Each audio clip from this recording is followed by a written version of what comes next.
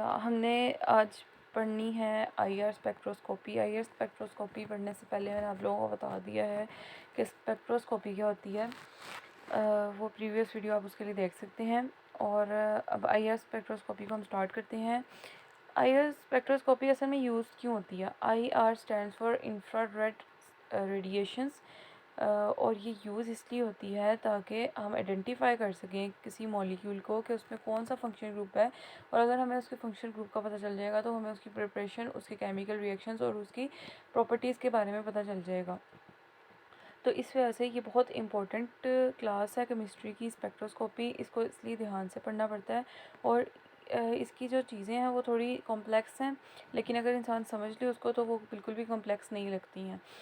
अब इस जो आईआर स्पेक्ट्रोस्कोपी के लिए, यानी कि आइडेंटिफिकेशन ऑफ कंपाउंड्स के लिए हम जो रेडिएशंस यूज़ करते हैं वो आईआर रेडिएशंस होती हैं। उनको हम सैंपल पे बम्बार्ड करवाते हैं और उनमें से कुछ रेडिएशंस जो होती हैं वो अब्जॉर्ब हो जाती हैं और कुछ रेडिएशन ट्रांसमिट हो जाती हैं। और जो ट्रांसमिटेंस होती है वो कंप्लीट ट्रांसमिटेंस होती है, मतलब 100% होती है। और जो अब्जॉर्प्शन है वो 100% नहीं होती है। जो ट्रांसमिटेंस होती है उसको हम डिटेक्टर में स्टडी करते हैं, और जब हम स्टडी करते हैं तो उसका एक ग्राफ हमें मिलता है। अब जहाँ पे अब्जॉर्प्शन भी शो हो रही होती है और ट्रांसमिटेंस भी शो हो रही होती है। तो उस ग्राफ को स्टडी करने पे हम जब देखते हैं कि उस ग्राफ में वेव नंबर, जो कौन से वेव नंबर पे अब्जॉर्प्शन हो रही है, उसको हम कंपेयर करते हैं एक टेबल से। वो मैं टेबल आपको आगे दूँगी, दिखाऊंगी कि कौन सा टेबल है।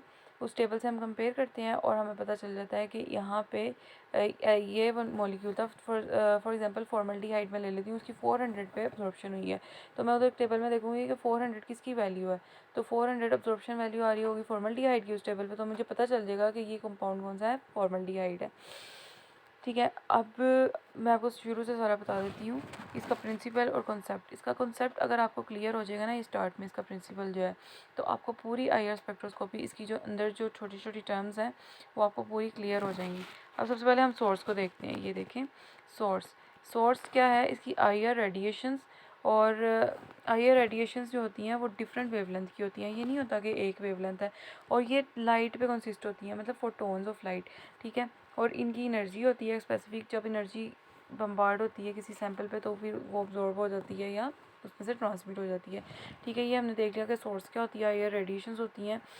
और ये इलेक्ट्रोमैग्नेटिक स्पेक्ट्रम में से ही हमने चूज़ किए हैं। वहाँ पे भी जो सारी हम रेडिएशंस देखते हैं वो लाइट ही की फॉर्म होती हैं। अब हम इसको सैंपल पे बम्बार्ड करवाते हैं। फॉर एग्जांपल सैंपल मेरे पास फॉर्मल्डिहाइड है। अब 400 की वेव नंबर जो है वो इसमें अब्जॉर्ब हो गई है। ठीक है, तो इसकी इंटर एटॉमिक बॉन्ड्स जो हैं वो वाइब्रेट करेंगी। वाइब्रेशन जो होती है वो 2 टाइप्स की होती है, एक स्ट्रेचिंग होती है, एक बेंडिंग होती है। अब स्ट्रेचिंग जो होती है वो 2 टाइप्स की होती है, सिमेट्रिक और एसिमेट्रिक। और बेंडिंग जो होती है वो 4 टाइप्स की होती है। इनके ऊपर मैं पूरी फुल जो इसकी डिस्क्रिप्शन के साथ इसकी वीडियो बनाऊंगी, और वो मैं आपको आपके लिए बहुत यूज़फुल होगी और छोटी भी होगी, और पूरी इसकी एक्सप्लेनेशन भी मैं दे दूँगी। अब अगर फ़र्ज़ करें हमारे पास कोई लीनियर मॉलिक्यूल है, उसमें हमने types of vibration, number of vibration find करने हैं, कितने होंगे। तो हम ये 3n-5 वाला फॉर्मूला लगाएंगे, और n हमें शो कर रहा है नंबर ऑफ़ एटम्स को। फॉर एग्जाम्पल कार्बन डाइऑक्साइड है तो उसमें 3 एटम्स होते हैं, तो यहाँ पे 3 आ जाएगा n की जगह, और 3 3 9, 9 - 5 करेंगे तो 4, यानी कि उसमें कार्बन डाइऑक्साइड में 4 टाइप्स ऑफ वाइब्रेशन होंगी। नंबर ऑफ वाइब्रेशन कितने होंगे, 4 होंगे। और अगर कोई नॉन लीनियर मॉलिक्यूल है हमारे पास, जो लीनियर नहीं है, ठीक है, जिसकी जो बिल्कुल स्ट्रेट नहीं है, फॉर एग्जांपल हम वाटर की एग्जांपल लेते हैं, वो नॉन लीनियर है, तो उसके लिए हम 3n - 6 वाला फॉर्मूला यूज़ करेंगे, और हम इसकी वाइब्रेशंस को देखेंगे कि कितनी है। अब हमने ये सैंपल देख लिया, सैंपल में वाइब्रेशंस होती हैं। अब जब हम इसको डिटेक्ट करेगा, डिटेक्टर किस में होगा, आईआर स्पेक्ट्रोफोटोमीटर। ये एक इंस्ट्रूमेंट है जिसकी डिस्क्रिप्शन भी मैं एक नेक्स्ट वीडियो में दूंगी कि आईआर स्पेक्ट्रोफोटोमीटर क्या होता है। मैं बल्कि लिंक भी डाल दूंगी डिस्क्रिप्शन में, आप देख लीजिएगा। तो आईआर स्पेक्ट्रोफोटोमीटर एक इंस्ट्रूमेंट है जो फाइंड करने के लिए यूज़ होता है, जो आईआर रेडिएशन प्रोवाइड करते हैं। जब हम सैंपल उसमें रखते हैं तो आईआर रेडिएशन उसको मिलती हैं, और फिर डिटेक्टर के ज़रिए हमें डिटेक्ट होकर ये ग्राफ मिल जाता है, जिसको हम अपनी जो टेबल पे वैल्यूज़ होते हैं उनके साथ कंपेयर करके फाइंड कर लेते हैं या आइडेंटिफाई कर लेते हैं कि इसमें कौन सा फंक्शन ग्रुप है और ये कौन सा मॉलिक्यूल है। तो अब ये हम जो ग्राफ है इसको देख लेते हैं थोड़ा सा। ये जो बिल्कुल स्ट्रेट लाइन है ना, ये जो ये मैं डॉट से आपको शो हो रही होगी, ये स्टार्ट में ये वाई एक्सिस पे ट्रांसमिटेंस होती है और जो एक्स एक्सिस है वहाँ पे वेव नंबर होती है। अभी जो बिल्कुल स्ट्रेट लाइन है ना स्टार्ट में, तो ये है ट्रांसमिटेंस की, यानी कि 100% ट्रांसमिटेंस है इधर।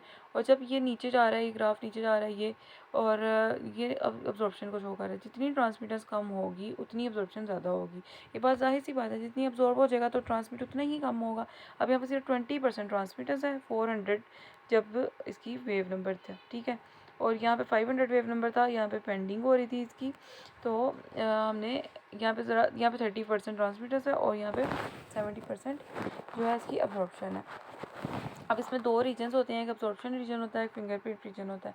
जो अब्जॉर्प्शन रीजन होता है वो स्टडी करना ज़्यादा इजी होता है, और फिंगरप्रिंट रीजन जो होता है वो इसके अंदर काफ़ी ज़्यादा लाइंस होती हैं, इस वजह से ये डिफ़िकल्ट होता है। लेकिन हम इस पर इसको कंपेयर कर लेते हैं। एक जो हमारे पास स्पेसिफिक वैल्यूज़ होती हैं लैब में, उसके साथ कंपेयर करके हम लोग फाइंड कर सकते हैं कि हमारा मॉलिक्यूल कौन सा है।